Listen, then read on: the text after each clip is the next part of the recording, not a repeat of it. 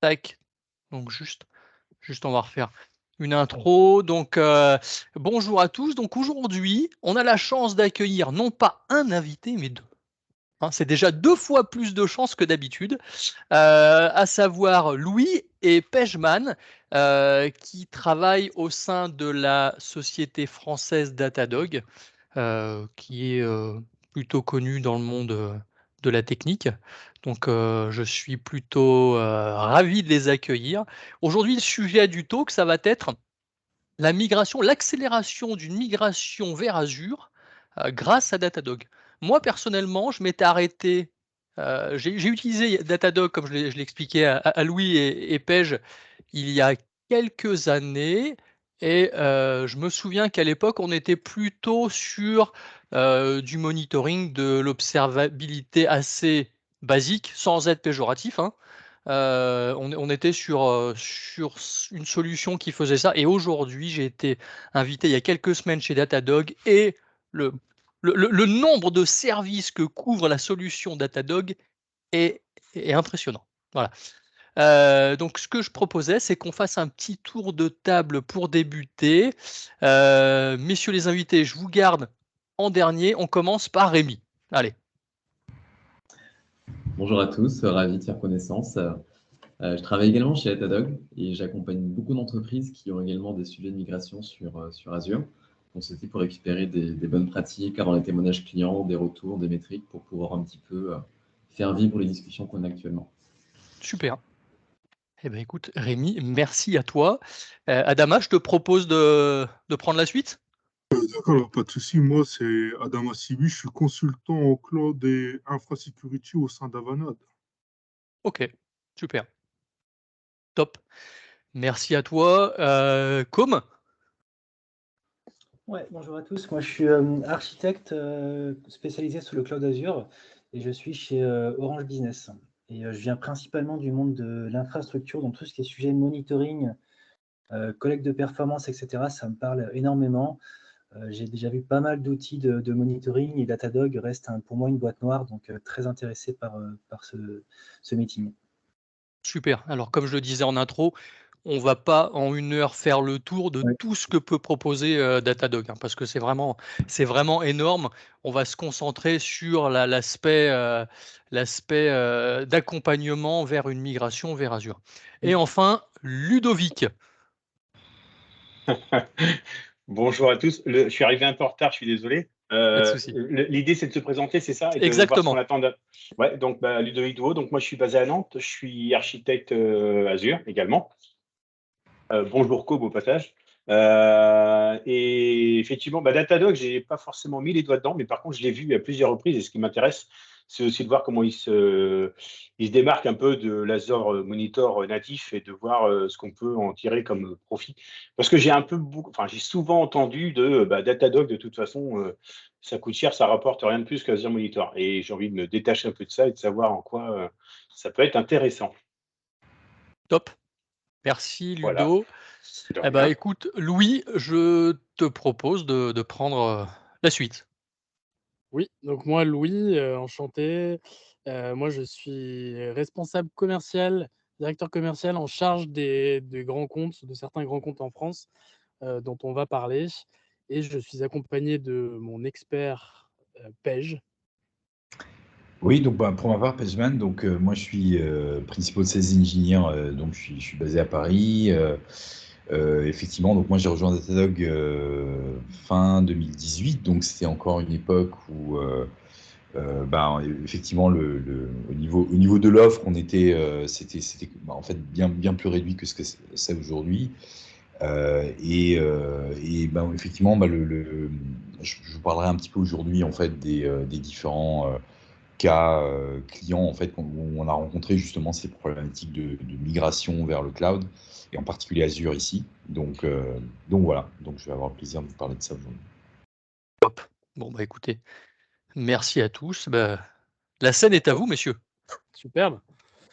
Du coup, je pense que l'intro était la bonne, c'est-à-dire que Datadog, beaucoup de monde connaît, en tout cas de nom, notamment dans le monde des architectes et des développeurs. Et effectivement, beaucoup de personnes sont restées à ce qu'était Datadog il y a quelques années, Or, il faut savoir qu'aujourd'hui, on investit énormément. Pour la petite histoire, on investit plus que nos 4 principaux compétiteurs sur ce sujet et on se targue aujourd'hui, on va en parler, de proposer une plateforme qui couvre la quasi-totalité du spectre DevSecOps de manière complètement unifiée. Et c'est hyper important puisque souvent nos clients, qui sont pour la plupart en phase de migration, en tout cas quand on parle des gros clients enterprise, souvent ils sont pas cloud native, et ils sont en phase de migration, et ils se posent la question ce qu'on appelait le monitoring et même, à la grande époque, les sondes avant, c'est-à-dire vraiment dans le monde, on-prem un peu legacy. Ils se posent la question évidemment de ce qu'il va y avoir après, donc une fois qu'ils auront basculé sur le cloud, mais ils ne se posent pas la question de ce qu'il faut faire pendant. Et en fait, c'est ce moment-là où c'est clé, puisque ça permet de sécuriser sa transformation et de repartir sur de bonnes bases. Et ça va vraiment être le, hem, le maître mot de ce que vous allez voir aujourd'hui. On va essayer de parcourir un petit peu toute la plateforme de manière transversale, mais vraiment toujours avec cet objectif de comment l'observabilité, puisqu'on ne parle plus de monitoring, mais d'observabilité, aide à accélérer et sécuriser cette transformation. Donc c'est ce qu'on va voir aujourd'hui. On va d'abord très rapidement de présenter ce que fait Datadog en grand résumé, puisque ce n'est pas forcément ce qui va vous intéresser le plus. Le mieux, ça va être de mettre les mains dans le cambouis, de sauter dans la démo. On parlera des grandes étapes d'une migration, et notamment en lien avec ce que préconise en général Azure en termes de bonnes pratiques, dans l'ordre de la planification jusqu'à la bascule. Et du coup, Pejman vous montrera la preuve par l'image, mettra ça en musique pour vous montrer exactement comment ça peut fonctionner dans la vie réelle. Donc, Datadog, très rapidement, qui on est aujourd'hui. Donc, pour ceux qui ne le savent pas, on a été fondé dans les années 2010 par 2 Français, ce qui est assez rare dans le software. On est une boîte basée à New York, mais avec une énorme empreinte à Paris. On a aujourd'hui plus d'un tiers de nos ingénieurs en fait, qui sont tout simplement basés à Paris. On a aujourd'hui, on travaille on a un partenariat avec les hyperscalers, dont Microsoft Azure. Et on a aujourd'hui à peu près 600 intégrations avec du coup les principales technologies et notamment celles qui sont les plus avant-gardistes. Et ce sont des intégrations qui sont entièrement managées et supportées de notre côté, ce qui est rarement le cas. Et donc, comme on va vous le montrer, on couvre aujourd'hui une trentaine de modules qui sont unifiés dans notre plateforme. C'est un point très important. Chez Datadog, quand on crée un nouveau produit from scratch ou par une acquisition, on le recode intégralement, on le refactor intégralement dans la plateforme. Donc, on parle véritablement d'une vraie plateforme avec des modules qu'on active ou non, et non pas d'une suite de modules indépendants qui se parlent entre eux. Et ça, vous allez le voir, ça va être hyper important en termes de corrélation de la donnée, qui vont être derrière unifiés par un tagging unique, et ce qui va permettre en fait de voir tout ce que vous allez voir tout à l'heure. Et si je peux rajouter quelque chose, oui, que j'avais, entendu, alors je ne sais plus si c'est toi ou un autre intervenant la dernière fois, qui disait que tout ce qu'il y avait aujourd'hui au sein de votre solution était d'abord utilisé en interne. Que vous étiez les premiers utilisateurs. Donc la première chose, c'est déjà que vos utilisateurs, vos propres utilisateurs, donc vos collègues, soient le plus satisfaits possible avant de pouvoir sortir un module, un service, publiquement. Tout à fait. Et il y a ça et le fait que parfois on crée en interne, évidemment on monitor en Datadog avec du Datadog, c'est une vraie inception. Mais effectivement, il y a énormément de produits ou d'intégrations qui au départ ont été créés en interne pour faciliter la vie de nos ingénieurs et qui finalement en fait sont tellement top qu'on les déploie en fait au grand public. Je pense que le meilleur exemple, par exemple, c'est l'intégration qu'on a avec Terraform, la solution d'HashiCorp. On est un gros utilisateur de Terraform et HashiCorp, comme d'autres entreprises comme Zendesk, de SaaS, monitor justement avec du Datadog pour la performance temps réel que ça propose. Et donc, nos intégrations respectives, en fait, sont issues au départ d'intégration qui était à usage interne. Donc vous avez mis à disposition ou développé en tout cas un provider Datadog pour Terraform? Tout à fait. En fait, on peut aujourd'hui, quand on peut industrialiser l'observabilité en faisant vraiment de la même manière qu'on fait de l'infra as a code, faire de l'observabilité as a code, et donc déployer, en fait, on pourra revenir là-dessus sur une prochaine session, mais effectivement, déployer des moniteurs et des dashboards de manière complètement industrialisée via du Terraform. Super. Et pour terminer, aujourd'hui, on a un peu plus de 25 000 clients globaux et des entreprises de toutes les tailles. Pour vous donner l'exemple de la France, par exemple, on équipe une grosse partie de la French Tech, donc des Payfit, par exemple, du coup, beaucoup d'entreprises de la French Tech nous utilisent. Et par contre, on va aussi travailler avec des entreprises beaucoup plus anciennes, type la SNCF ou Thales, et sur des problématiques qui seront plus du coup hybrides et multi-cloud. Là où on est né avec des entreprises cloud qui étaient plus single cloud et cloud native. Donc, c'est l'idée. On équipe des entreprises de vraiment toutes les industries. J'ai mis un exemple ici, avec certaines qui sont plus connues que d'autres. Juste un truc, on Oui. voit pas ton partage, pardon. Ah, c'est embêtant ça. Tu parlais de la SNCF qui utilisait la solution. Rassure-moi, vous l'utilisez pas pour monitorer l'exactitude des trains, départ et arrivée. C'est pas le, Ah. c'est pas l'objet. On est Bon. plus au niveau de la. Tu me rassures, on va pouvoir continuer. C'est ça. J'espère qu'ils n'écouteront pas ce webinaire, ils seraient pas ravis. Donc voilà ce que je vous disais en images, donc notre présence globale avec le footprint en France, les intégrations, les modules et du coup les clients. On a un petit exemple là à l'écran. Et ce qui est important, c'est que non seulement on va aller s'attaquer à des entreprises qui vont être vraiment sur une exigence en fait de SLA et de performance temps réel.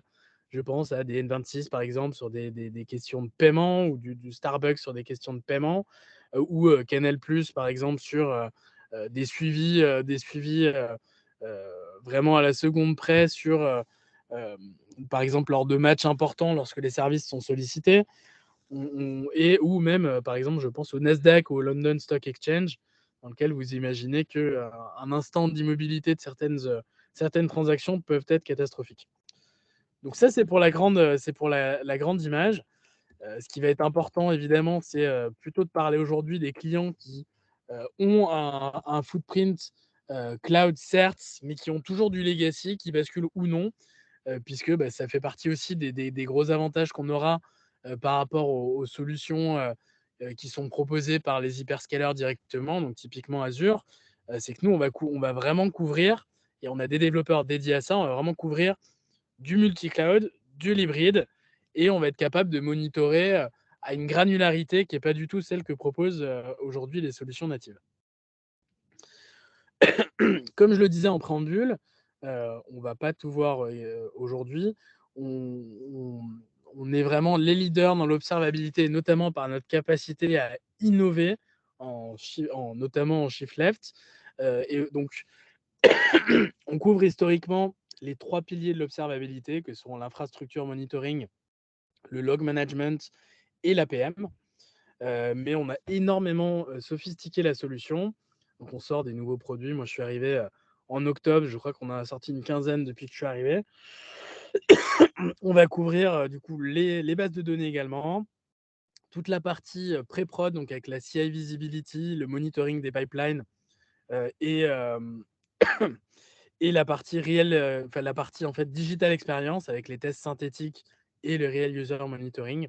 Et ce qu'on a énormément développé cette dernière année, en 2022, c'est toute la partie sécurité, avec notamment le cloud security, le posture management, la sécurité des workloads, l'application security avec des use cases qui vont, par exemple, permettre de la détection de brute force, le cloud cost management qui va permettre vraiment de comprendre les usages et d'aller, alors là où, par exemple, sur de ce que vont proposer les hyperscalers, on va vraiment avoir 2-3 utilisateurs. Là, grâce au système unifié de tagging, on va être capable, à l'équipe près, de proposer une visibilité sur la conso et donc de responsabiliser les équipes sur les coûts. Et voilà. Et donc aujourd'hui, évidemment, on va pas couvrir tout ça. On va couvrir un peu tout de manière transversale, mais vraiment dans cette vision plateforme unifiée, qu'on est les seuls à proposer et à travers des use cases qui vont vous montrer comment est-ce que, du coup, concrètement, on s'y prend pour accélérer une migration. Pej, je te laisse la main. Volontiers. Alors, hop, plutôt elle est là. Absolument. Alors effectivement, le but finalement en général de l'observabilité, enfin au sens large, c'est de permettre à différentes équipes et en fait à différentes finalement dans différentes structures, quelles que soient les tailles, au final, c'est d'avoir une bonne compréhension de ce qui se passe en fait sur les plateformes, sur les environnements, et effectivement, ça va passer par des moyens de collecter à la fois des métriques, des événements qui proviennent des logs, des traces, de supervision, en tout cas d'avoir une vraie vision détaillée, précise de ce qui se passe au niveau des couches infra, etc. Donc en fait, c'est vrai qu'au départ, l'observabilité, ça couvre tout ça. Et puis ensuite vient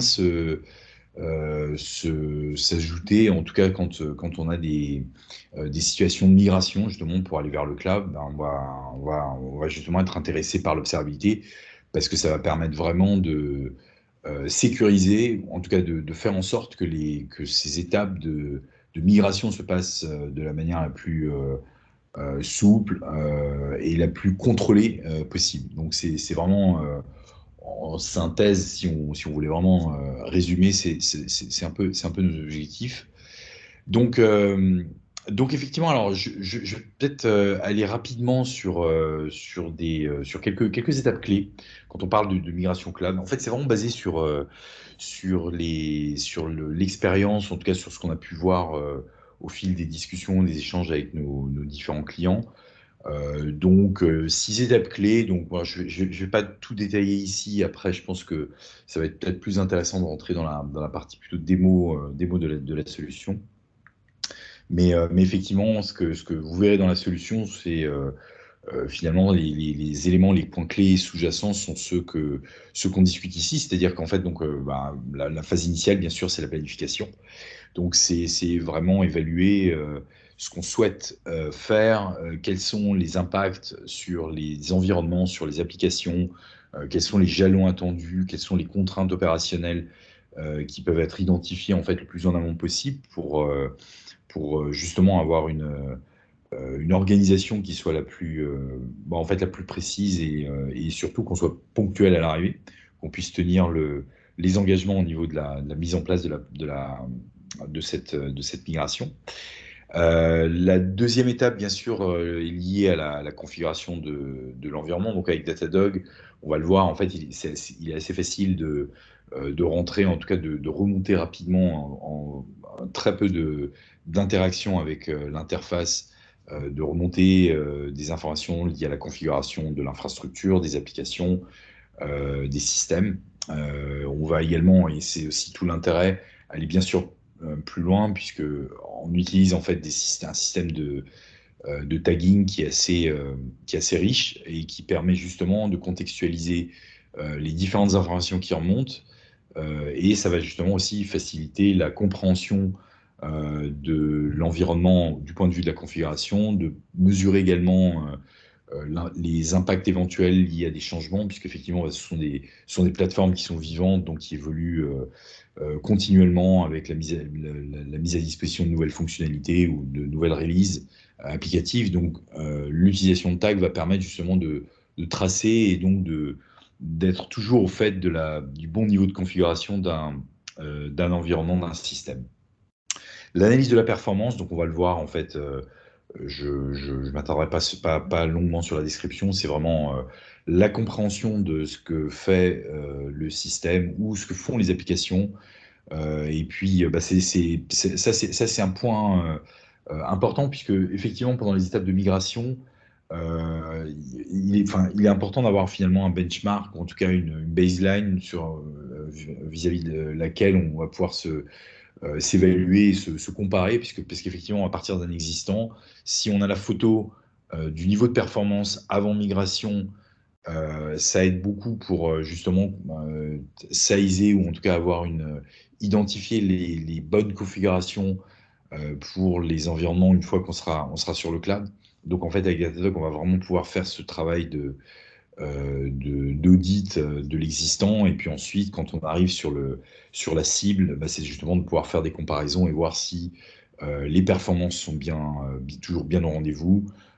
Et si en plus, on peut s'offrir le luxe de dimensionner un peu mieux et finalement de réduire l'allocation des ressources des systèmes, finalement on sort tout à fait gagnant de l'opération.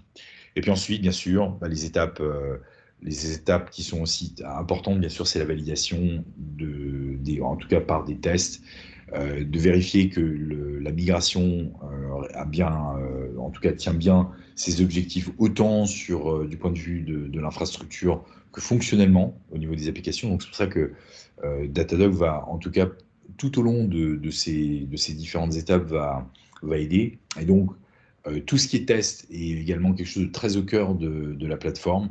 Donc, Louis parlait de tout ce qui est autour de la CI/CD, de la visualisation, en tout cas de pouvoir voir les pipelines en cours d'exécution, de voir en fait ce qui peut être les tests qui peuvent être en échec ou qui peuvent ralentir éventuellement l'exécution de certains pipelines. C'est vrai que on va pouvoir le faire. On a aussi d'autres types de tests qui vont permettre notamment et qui touchent plus à la digital experience. Donc c'est vraiment simuler des étapes d'interaction, de navigation avec les applications et les systèmes, par des scénarios, des scripts qui permettent en tout cas rendre compte de si le service d'une part est disponible ou pas, et puis ensuite de faire également des tests qui sont plus liés à la mesure des performances, des temps de réponse. Est-ce que finalement, quand je rejoue mes tests, je suis bien sur les niveaux, en tout cas sur les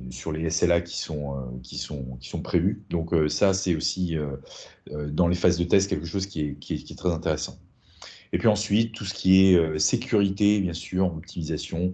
Datadog offre des moyens en tout cas surveiller, de veiller à ce que les tentatives d'intrusion, toutes les formes finalement de malveillance vis-à-vis des systèmes qui sont en place, qui peuvent être des systèmes critiques, qu'on puisse être en capacité finalement de détecter et puis de réagir en fait assez rapidement suite en tout cas à l'occurrence d'une tentative d'attaque. Donc ça, c'est effectivement quelque chose qui est aussi très au cœur de la plateforme. Et puis enfin, l'optimisation.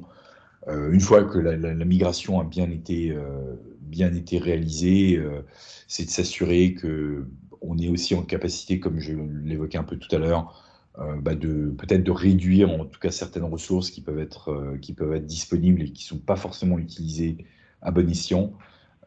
Donc faire ce travail d'optimisation est aussi quelque chose qui va être aussi très bénéfique d'un point de vue coût, de TCO par exemple, mais également l'optimisation va être également possible et intéressante du point de vue des performances applicatives. Donc réduire les phénomènes de latence, réduire les phénomènes de problèmes qui peuvent être liés à de l'implémentation, à du code par exemple, à des problèmes de fuite mémoire par exemple. Donc ça, ce sont des choses qu'on va également pouvoir analyser et voir grâce donc aux différents modules de Datadog. Peut-être juste avant et après, à partir de là, je vais plutôt passer sur la démo. Est-ce que vous avez des questions qui peuvent se poser à vous? Moi, juste une question, affirmation. Aujourd'hui, quels que soient les différents modules qui sont présents dans Datadog, vous ne faites pas que vous appuyer sur les API Azure. Tout à l'heure, Ludovic pose la question: «Est-ce que ça vaut le coup?» Bon, je ne suis pas là pour dire si ça vaut le coup ou pas. En tout cas, on n'est pas juste un outil qui fait une abstraction supplémentaire, sur les API Azure. Vous apportez quand même de la plus-value, au Ouais. travers des modules que vous proposez, quoi. Ouais, tout à fait. En fait, encore une fois, le but est d'être tout à fait, en tout cas d'avoir la flexibilité sur les différents cas d'utilisation que vous allez avoir. C'est-à-dire que ce que tu dis, Arnaud, donc il y a là, en fait, il y a une distinction, en tout cas, nous, on fait une distinction entre l'agentless monitoring et l'utilisation d'agents, donc l'utilisation d'un single agent. Donc, ce sont justement des choses qui répondent à cette problématique-là. C'est-à-dire que quand on utilise l'agent Datadog, en fait, on est complètement en dehors de l'utilisation des API d'Azure Monitor et des API Azure. Donc, le but là, c'est vraiment de déployer en fait les agents sur les environnements cibles qui peuvent être des instances qui peuvent être autant hébergées sur les environnements cloud, donc Azure, mais également dans les data centers si vous avez toujours, et c'est bien souvent le cas, des configurations hybrides avec des choses on-prem qui sont toujours disponibles. Et donc l'intérêt, c'est que Datadog va justement être utilisé dans les deux, en fait, dans ces situations hybrides. Il y a bien sûr des cas où on va s'appuyer sur les API Azure. Ça va être en particulier pour tout ce qui va être service managé, c'est-à-dire finalement tous les services autour desquels on peut pas, on n'aura pas forcément accès à une plateforme ou un environnement où déployer le composant. Donc dans ces cas-là, effectivement, on va s'appuyer sur les API, mais ce qu'il faut comprendre, c'est que au-delà de, enfin, si on veut comparer en fait un Azure Monitor avec Datadog, après ce qu'il faut comprendre, c'est vraiment l'utilisation qui est faite de la donnée ensuite dans Datadog, c'est la capacité de faire de la corrélation avec pas seulement des métriques, mais ça va être aussi faire des croisements entre des logs, des traces des métriques. Et c'est des choses en fait qu'on fait nativement dans la plateforme dans Datadog, qu'on ne retrouvera pas forcément avec les outils plus traditionnels de monitoring. Donc c'est vrai qu'il y a un point, en tout cas c'est un point à garder à l'esprit. Il y a vraiment une distinction à faire sur quand on utilise les solutions natives cloud, elles sont effectivement, elles répondent à beaucoup de besoins. Mais après, quand on doit commencer à avoir une hétérogénéité d'environnement, typiquement être sur du multi-cloud ou être en fait sur des environnements hybrides, c'est là où la valeur se fait sentir clairement, quoi, en tout cas. Ouais, là, pour résumer, en fait, là, le vrai aspect important, c'est cet aspect plateforme. C'est-à-dire que c'est une plateforme, c'est pas des modules indépendants, c'est une plateforme avec plein de modules fonctionnels qui va être déployé sur toutes les stacks techno, legacy et cloud. Et donc tout ça se parle, tout ça sera entièrement corrélé, notamment via un tagging unique qui permettra de découper la donnée, de l'afficher un peu dans tous les sens et surtout de remonter très rapidement à la root cause d'un incident, en jonglant entre log, trace, maîtrise et métrique et d'avoir tout ça au même endroit dans une interface unique. Très clair. Absolument.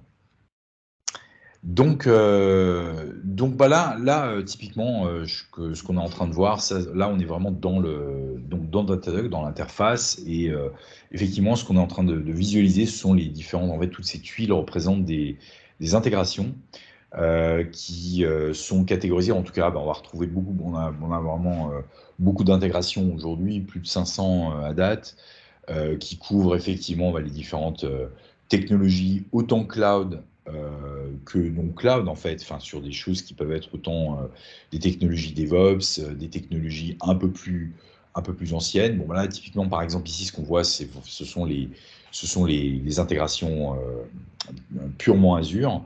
En fait, il suffit simplement de les activer. Donc, quand on s'intéresse ou quand on regarde une tuile en particulier, en fait, finalement, quand on a besoin de la configurer, on va simplement saisir les informations qui sont liées à la souscription. Une fois que cette configuration est faite, derrière, là, on va justement avoir accès aux différentes métriques qui sont remontées, qui sont disponibles au travers de l'API Azure. Après, si on ne souhaite pas faire ça, c'est-à-dire que si on ne souhaite pas du tout interagir avec les API et qu'on a la possibilité de déployer un agent, après on arrive et c'est justement ce moyen en tout cas c'est cette interface, cette partie-là de l'interface qui va être utilisée pour déployer les agents et puis commencer le monitoring directement sur les environnements cibles. Donc on peut imaginer par exemple ici qu'on a une instance Azure qui est active.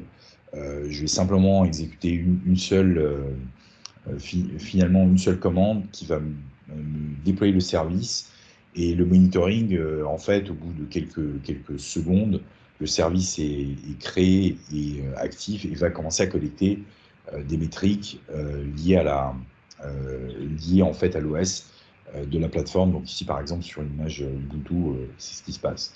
Après, on offre en fait toutes les options en fonction de ce qu'on souhaite faire, si on est sur des environnements type Docker ou Kubernetes, OpenShift, etc. Donc en fait, on va avoir à chaque fois des instructions spécifiques pour le déploiement de l'agent Datadog. Et puis ensuite, une fois que l'agent a été déployé, après on peut enrichir, rajouter des extensions. Donc typiquement, par exemple, si vous avez voilà, on peut imaginer des serveurs d'application, des bases de données, etc. Donc on va également pouvoir activer ces intégrations qui vont être finalement enrichir en tout cas suite au déploiement de l'agent. Ça va être finalement une extension qui est greffée et qui est disponible au travers de l'agent. Et ça va permettre de collecter en fait davantage de métriques qui vont être justement spécifiques donc aux stacks techniques qui vont nous intéresser. Voilà, donc une fois qu'on a finalement on a dit ça, on va plutôt s'intéresser après à la configuration disons type. Donc là on peut imaginer par exemple qu'on est en train de regarder notre infrastructure. Donc on est ici sur ce qui s'appelle la host map qui permet de représenter chaque environnement, qu'il soit on-prem ou dans le cloud, va pouvoir être justement représenté ici. Et là, je suis en train de filtrer sur les cloud providers, puisque j'ai la possibilité j'utilise les mécanismes de tagging qu'offre Datadog pour ça. Ensuite, après, je peux commencer à regarder un peu plus en détail ce qui se passe en fait sur les différents, en tout cas sur mes différents environnements. Là, par exemple, si j'ai envie en tout cas de m'intéresser à un environnement particulier, j'ai sa fiche analytique. Donc, je peux voir ici les différentes, en tout cas les différentes intégrations qui sont en place sur cet environnement-là, avoir en tout cas une idée un peu de l'architecture sous-jacente. Je peux ensuite visualiser, mais vraiment en contexte, les ressources utilisées par cet environnement. Donc là, ici, il s'agit vous l'avez remarqué, un worker node AKS. Donc en fait, on est sur un environnement type cube. Et on est en train de regarder la consommation en termes de CPU, de charge, de mémoire, d'IO disque et réseau également. Donc on voit en fait de façon assez simple ce que consomme, ce que fait cet environnement. Et ce qui va être surtout intéressant pour nous réellement, ça va être d'aller un tout petit peu plus loin. C'est-à-dire que quand on est sur ce nœud, on peut par exemple aller visualiser les différents conteneurs qui sont actifs à un moment donné. Donc là, en cliquant sur conteneur, ça m'amène directement dans la partie de l'interface qui me liste les différents pods actifs. Donc, puisqu'on est sur une Kubernetes, donc je peux voir en temps réel en fait les différents pods en cours d'exécution. Et puis, ce qui va m'intéresser, ça va être en fait d'aller même investiguer ou en tout cas analyser un peu plus en détail l'activité de ce pod, d'avoir aussi les informations de contexte. Donc j'ai grâce à l'identification, en tout cas grâce à tous ces tags, la possibilité de voir quel environnement, quel type d'image est utilisé,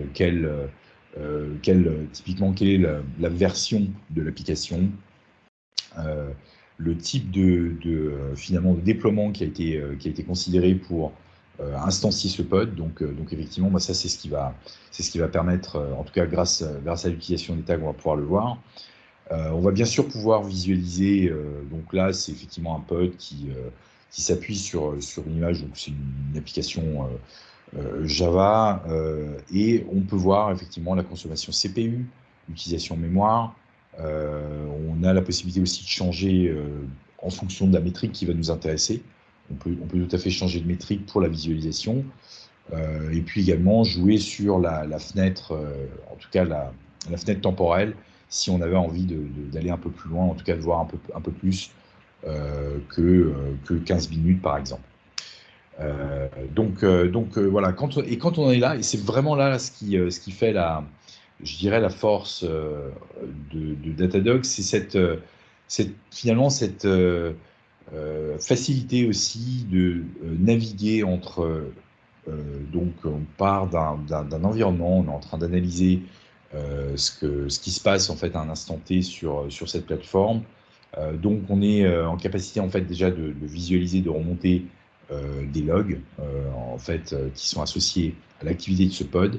On va également être en capacité de visualiser les traces. Donc là, ce que je suis en train de regarder, ce sont les traces qui ont été générées, les traces applicatives. Et si j'ai envie peut-être d'aller un tout petit peu plus loin, je vais pouvoir filtrer par exemple ici sur on va prendre une ressource qui va être intéressante, par exemple, c'est celle au sujet des trains, puisqu'on parlait de la SNCF tout à l'heure. Donc je vais pouvoir visualiser, hop, quelques exemples ici, et je vais prendre une trace en particulier, et qui va me donner une indication, en tout cas qui va me permettre de comprendre si j'ai des problèmes de performance à un moment donné quand je suis en train de visualiser, ou en tout cas en train de naviguer sur l'interface, en fait, sur le site web.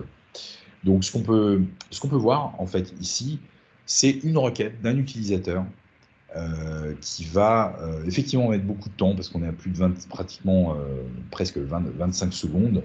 C'est énorme. On devrait plutôt être sur des durées de peut-être 200, 300, 500 millisecondes. Et là, quand on en est là, effectivement, on voit qu'il y a un temps important passé dans l'entrée, en tout cas, de l'application. Et puis ensuite, même sur l'exécution, sur chaque appel de méthode ici, on voit qu'on est sur des temps qui sont exorbitants, puisque quand on est à plus de 7 secondes sur un appel de méthode, c'est très élevé. On pourrait évidemment se dire, bon, j'ai des appels qui vont être des appels externes vers d'autres systèmes, comme des bases de données ici.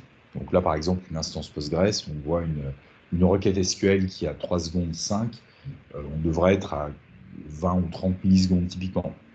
Donc si on veut vraiment se représenter finalement ce qui se passe, on peut voir ici la cartographie des services. Donc j'ai mon système en fait en front-end, donc qui effectivement est hébergé sur notre environnement Cube, et va interagir avec des systèmes, des bases de données, éventuellement d'autres services. Et ça, on va pouvoir vraiment le matérialiser, en tout cas le visualiser, le représenter de façon assez simple, sans avoir à changer de technologie, d'interface, etc. Ça reste vraiment dans la continuation de notre investigation.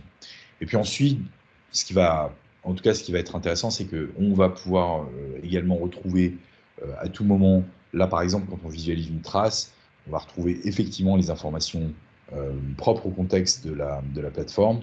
On peut retrouver les mêmes métriques que je montrais juste avant, qui sont liées en fait à l'infrastructure. Et puis ensuite, on peut également s'intéresser à des métriques qui sont un peu plus des métriques type applicatives, où j'ai besoin de sentir, ou en tout cas de savoir si les volumes de transactions en termes de nombre de requêtes, d'erreurs qui peuvent être remontées, comment est-ce que le comportement est observé, de voir également si j'ai des problèmes de déviation sur les latences. À un moment donné, si les latences commencent à être beaucoup plus élevées, c'est que effectivement, il y a peut-être une dérive, un problème opérationnel qui est en train de se poser. Donc on va justement, grâce à l'analyse de la trace, grâce à l'analyse des logs et aux métriques, ça va nous permettre d'isoler le problème. C'est-à-dire, est-ce que finalement j'ai un problème qui est plutôt infrastructure? Est-ce que c'est un problème applicatif? Est-ce que c'est quelque chose qui est lié à un dysfonctionnement qui peut être très, très transient et peut-être apparaît à un moment dans le temps et puis en fait disparaît. Donc c'est vraiment pour arriver à isoler ce genre de choses. Donc, vous voyez là la puissance de la corrélation. On ne doit pas jongler d'un module à un autre pour vaguement essayer de retrouver le même événement d'une interface à une autre. On a vraiment tout qui est au même endroit et on a toutes les facettes d'un même événement. Et ça, c'est hyper important pour une résolution rapide. C'est absolument ça. C'est-à-dire que là, par exemple, quand on est en train de faire de l'investigation, du troubleshooting, ce qui peut arriver souvent, c'est on se dit, oui, alors je sais que dans mon application, à tel endroit, sur telle partie du code, c'est en train de prendre du temps. Est-ce que je peux avoir accès au log? Bon, bah là, en fait, en contexte, on est en train juste en survolant un événement particulier, on sait à quel moment ça apparaît dans l'étape, en fait, dans l'étape de l'appel. Et puis ensuite, on peut, s'il y a besoin d'aller plus loin, on va bien sûr zoomer, on peut cliquer sur l'événement lui-même et commencer à investiguer, à faire d'autres recherches, cette fois en allant dans l'interface de Datadog qui permet de faire de l'analyse, de l'analytique sur les logs. Donc ça, c'est effectivement une brique qui est extrêmement riche et poussée et qui permet effectivement d'analyser vraiment en détail, en précision, ce qui se passe du point de vue des logs. Mais bien sûr, après, on va donc toujours dans l'idée de faire de la corrélation, analyser aussi des choses comme les process qui sont actifs sur l'environnement, et puis aussi analyser le détail en fait de ce qui se passe vraiment au niveau du fonctionnement de l'application, au niveau code directement. Donc effectivement, c'est quelque chose qui est assez puissant. Et alors, ce qu'on n'a pas dit, parce qu'effectivement, pour la démo, on pourrait y passer effectivement beaucoup de temps, parce que comme on le voit là, on a couvert finalement un sujet qui est l'infrastructure, comment est-ce qu'on peut représenter l'infrastructure au travers d'agents et d'intégration.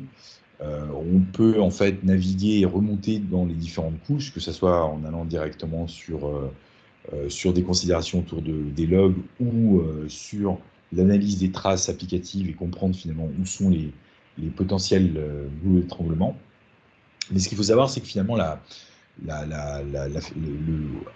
l'arrivée, en fait, et c'est l'objectif de l'observabilité, c'est d'arriver à également se faire une représentation un peu plus générale qui peut être en fait type basé sur des dashboards. C'est-à-dire que tout ce qu'on collecte sur la base des métriques, logs, traces et autres, va pouvoir être consolidé dans des dashboards qui peuvent être des dashboards complètement personnalisés, comme ici. Là, ici, ce dashboard est intéressant parce qu'il est en train finalement de montrer deux types de plateformes cloud qui coexistent dans un environnement, dans une organisation de données. Et en fait, on va pouvoir comparer ce qui se passe, en fait, les niveaux d'utilisation, les niveaux de performance associés à ces différentes plateformes. Et c'est typiquement là où, sur des sujets de migration purement, ça va être intéressant, puisque comme vous le voyez ici, on a à la fois des environnements qui sont déjà, ou en tout cas il y a un provisioning qui est déjà fait sur le cloud, mais on a encore beaucoup de choses qui tournent, qui sont potentiellement on-prem. Et en fait, on va vraiment pouvoir, donc grâce à ce genre de représentation, comprendre et puis surtout à la fois donc suivre, surveiller, mais en même temps commencer à envisager des optimisations. Donc ça, c'est effectivement une des possibilités qui est offerte via l'utilisation de dashboards personnalisés.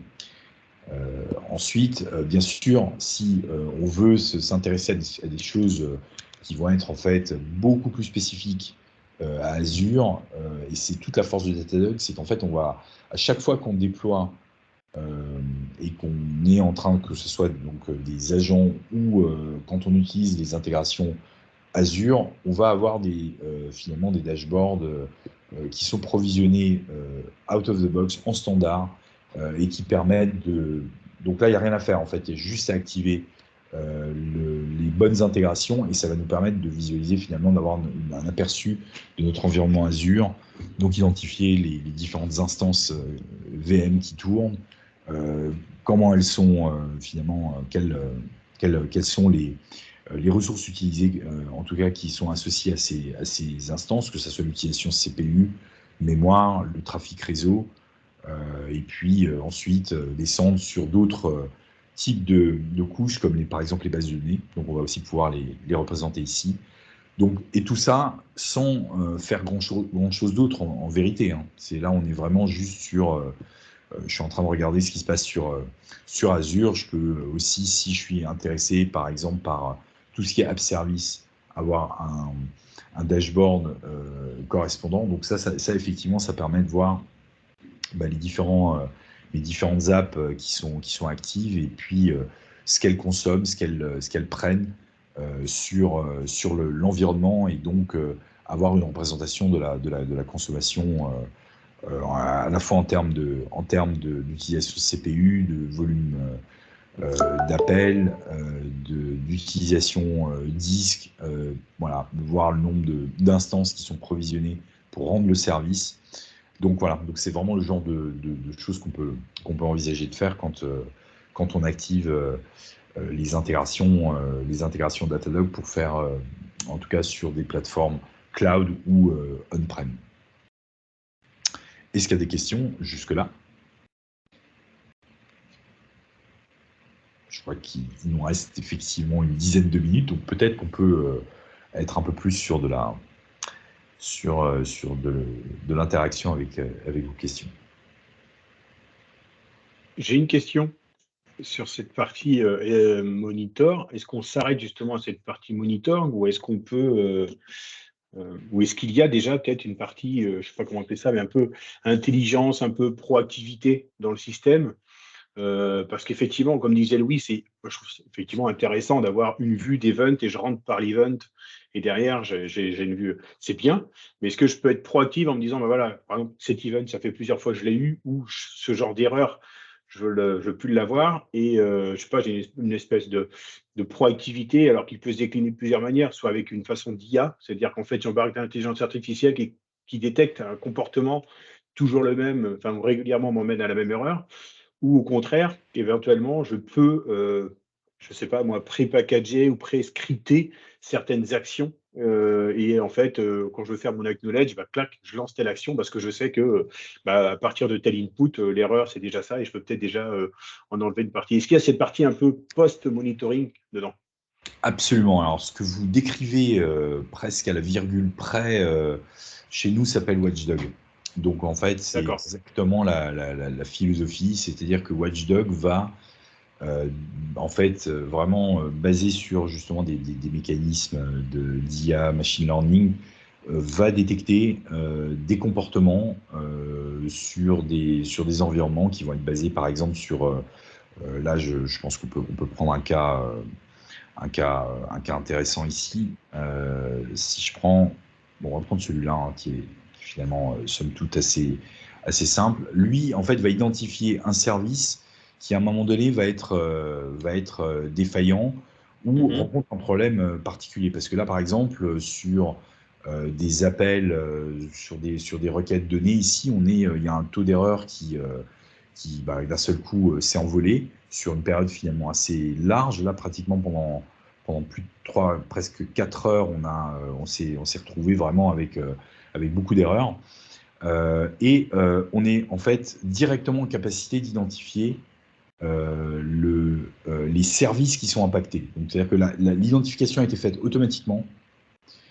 On repère finalement la route cause de ce problème et l'impact, les services qui sont eux impactés par ce dysfonctionnement. Donc c'est ce qui va permettre effectivement de remonter. Alors là par exemple on voit pour les fameux services impactés, comment eux ont été impactés par ce problème-là. Et on voit effectivement ici, on a pour ces 4 services le volume d'erreurs qui explose d'un côté pour le service qui est identifié dans la route cause va avoir un impact sur en termes de latence sur les différents services. Et évidemment, bon, tout ça apparaît, c'est assez cohérent ici sur le même créneau, horaire. Temporel. Ouais. Voilà, temporel, et donc effectivement, bah, on est en train de le qualifier ici. Et puis ensuite, bien sûr, si on veut aller un peu plus, investiguer un peu plus loin, on peut ici, en allant sur la partie APM, revenir sur analyser le service à proprement parler pour la fenêtre de temps correspondante, et puis donc faire une analyse plus détaillée, en tout cas sur le service lui-même. Si, comme on est en général dans des phases d'incident, finalement, de troubleshooting et à un moment donné, on a aussi besoin peut-être d'aller déclarer un incident, de dire bah, ce service est critique, puisque finalement la route cause a été identifiée. Et en fait, on a 4 services critiques qui sont fortement impactés. Donc là, je vais pouvoir moi déclencher, en tout cas déclarer le niveau de sévérité de l'incident, et puis donc en fait tout est déjà entre guillemets pré-packagé, donc qui est mis dans la déclaration de l'incident une fois que l'incident est déclaré. Ensuite derrière ça va déclencher, on va pouvoir aussi s'interfacer avec d'autres outils, par exemple, pour faire pour faire de la communication, du messaging, ouvrir un channel d'incident en temps réel sur Slack, par exemple, pour pouvoir avoir les bonnes personnes qui vont en fait commencer à regarder, à investiguer sur l'incident. Donc c'est un peu la philosophie, tout à fait.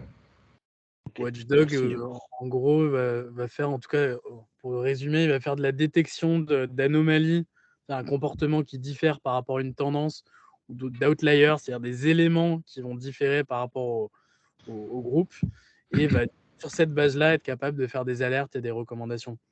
Et après, il va être intégré en fait dans tout le reste de la plateforme, typiquement sur le log management pour grouper pour faire des groupes de logs en fonction d'un pattern commun, etc. Et du coup, il va vraiment guider, comme il sera intégré à tous les modules, cette IA va vraiment guider l'analyse pour être capable de zoomer sur les bons éléments. D'accord. C'est vraiment toute la philosophie, parce que effectivement, si vous pouvez faire beaucoup de choses, c'est-à-dire vous pouvez après, une fois que l'incident en tout cas a été déclaré, après derrière, quand il va falloir commencer à regarder, par exemple là, je suis en train de regarder la cartographie, en fait le fameux service où le poste était en échec. Bon bah là, on peut aussi s'intéresser à ce qui se passe au niveau réseau. Contextuellement, on voit que donc les différents services qui sont ici indiqués, marqués en rouge, sont dans un état qui n'est pas forcément, ou en fait, qui peut-être va montrer un problème alors si je veux par exemple analyser en particulier ce service, voilà, en contexte, bah, je vais retrouver depuis la partie réseau, je vais pouvoir en fait ici analyser, regarder en fait les types d'erreurs qui remontent et qui peuvent être justement à l'origine donc de l'impact sur les autres services, et qui peuvent ralentir le fonctionnement des autres services. Donc c'est vraiment pour montrer à quel point l'intégration se fait entre les différentes parties de l'interface et de la solution.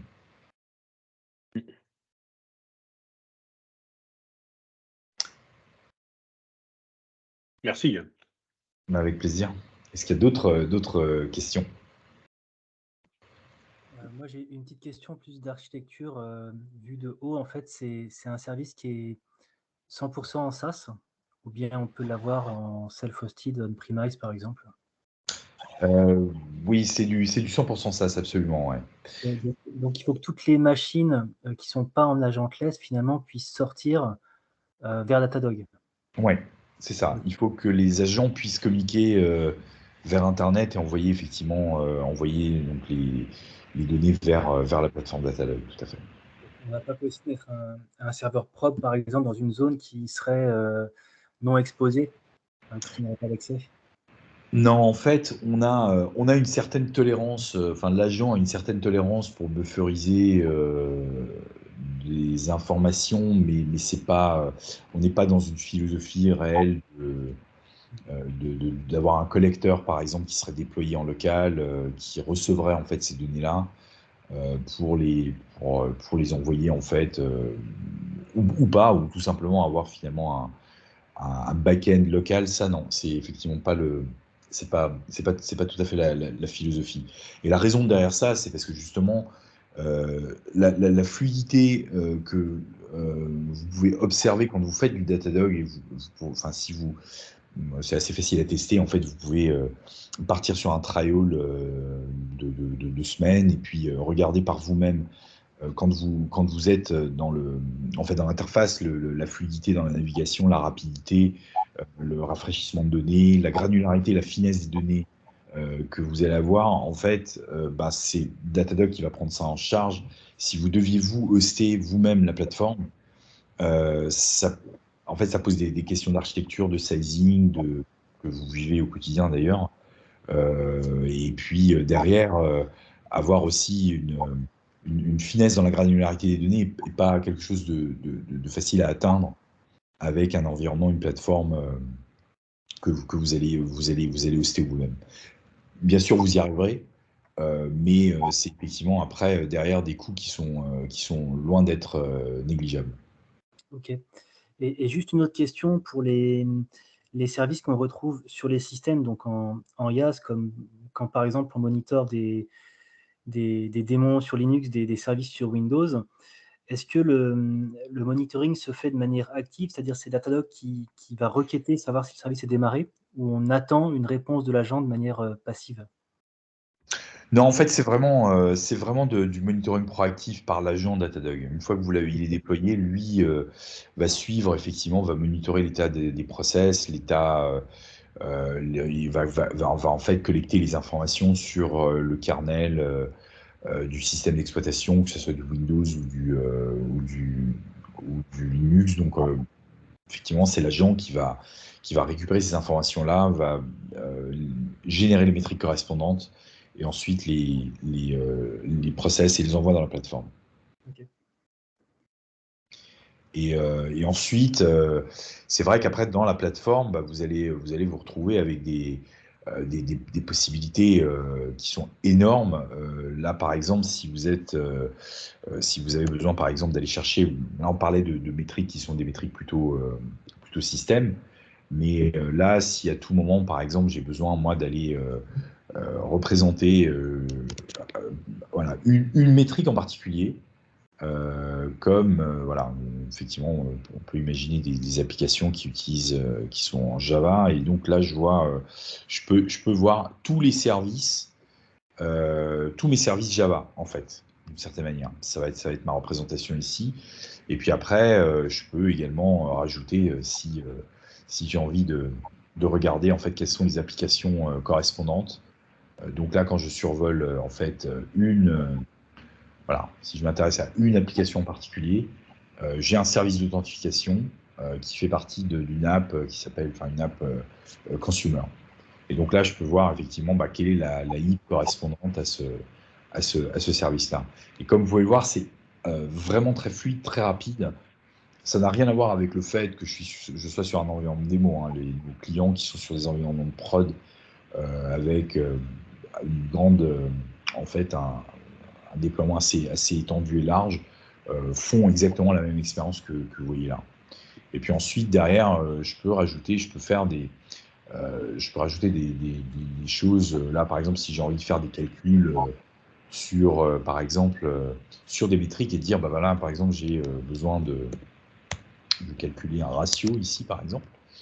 Je vais pouvoir faire ça et puis je vais pouvoir ici isoler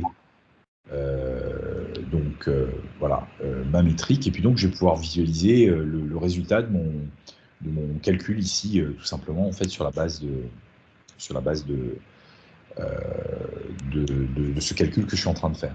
Et donc je peux grapher, faire des calculs et vraiment interagir avec mon système pour mieux comprendre ce qui se passe. Et puis ensuite, bien sûr, derrière tout ça, une fois que le visuel, en fait, le widget, le graphe qu'on a obtenu nous intéresse, après derrière, il suffit simplement de de l'ajouter. En fait, on peut l'exporter directement ici. On peut dire, je vais l'envoyer. En fait, je vais sauvegarder le travail que j'ai fait dans un de mes dashboards.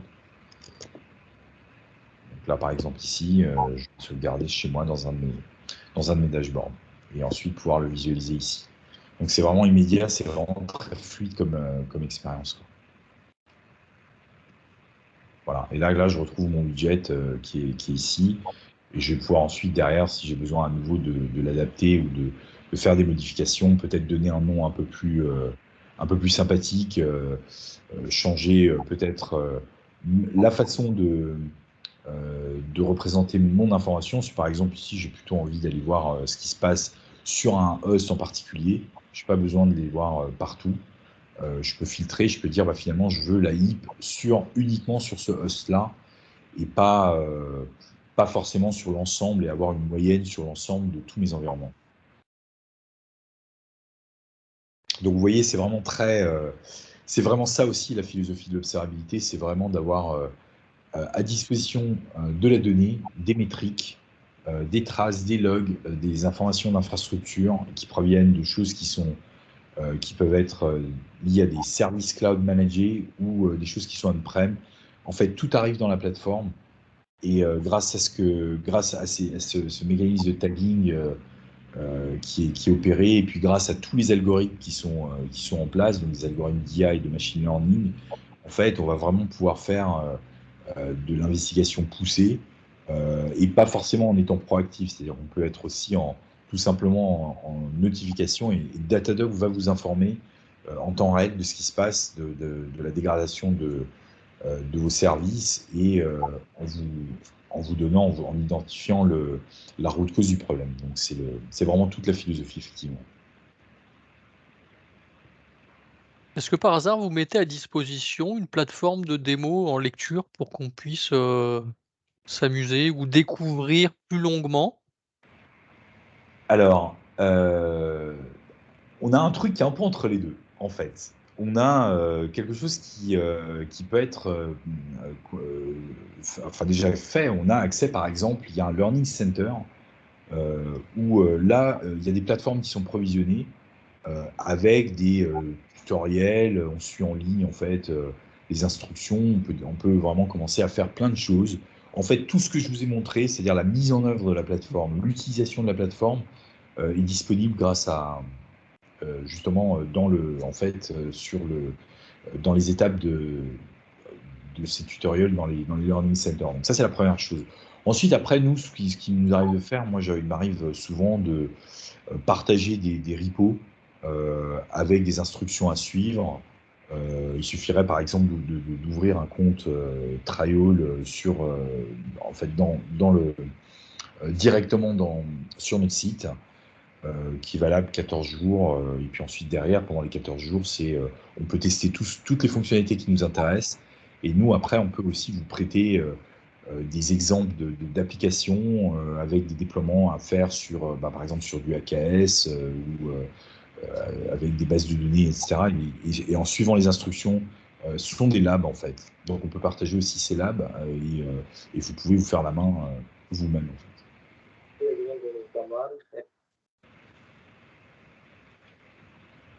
Il y a aussi l'option de faire un free trial si vous le souhaitez sur un environnement réel.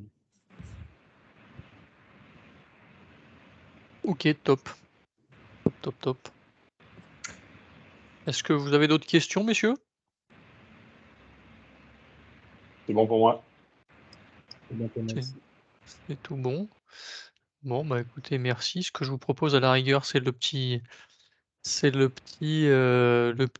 de fin Le petit jeu de fin. On va même pas faire de jeu. Je vois qui? Je vois Adama, Com et Ludovic. Allez, bam, 3 gagnants aujourd'hui. Et en plus, pour une fois, c'est pas moi qui paye. c'est Louis et Pej qui vont sortir les goodies de chez eux. Merci, c'est Louis et gentil. Pej.